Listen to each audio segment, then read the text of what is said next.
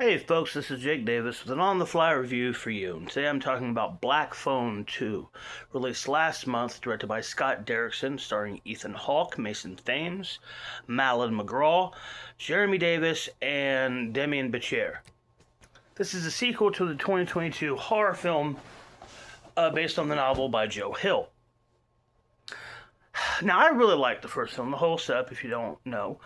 It was the original film. Ethan Hawke was a child killer called the Grabber. He captures Mason Thames, and due to this kind of, the victims of the killer still are ghostly around the house and kind of help him figure out, well, this didn't work for me, you try this.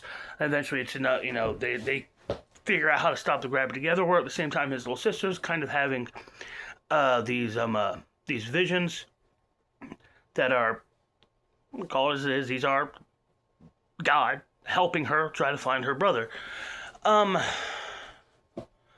this movie jumped ahead 4 years later. The kids are now teenagers and both still traumatized from the events of the first film. And I don't want to get... They end up at a Christian youth camp over the winter because they've been having visions of dead kids out in the cold. And it turns out that Ethan Hawke, because he didn't find all of his victims' bodies, he can haunt dreams Freddy Krueger style now and the only way to stop him is to find the bodies. Okay, look, man, I really liked the first movie. This sucks. This movie really sucks. The cheap Freddy Krueger gimmick does not work at all for me.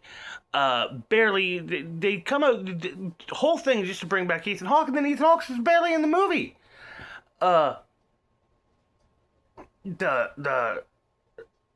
The pacing is awful, and to me the biggest problems of the film is the girl especially feels like a completely different character than she was in the first movie. And secondly, just like Joker 2, this movie spends the entire film talking about the events of the first movie. There's no story here.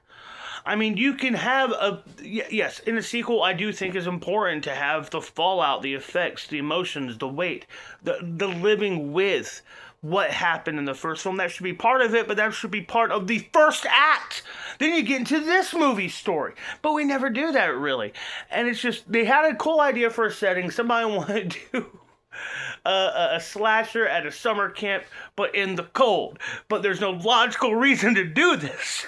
So they come up with this silliness. I think this was a waste of movie. When I heard about the movie coming out, I thought that is a film that does not need a sequel.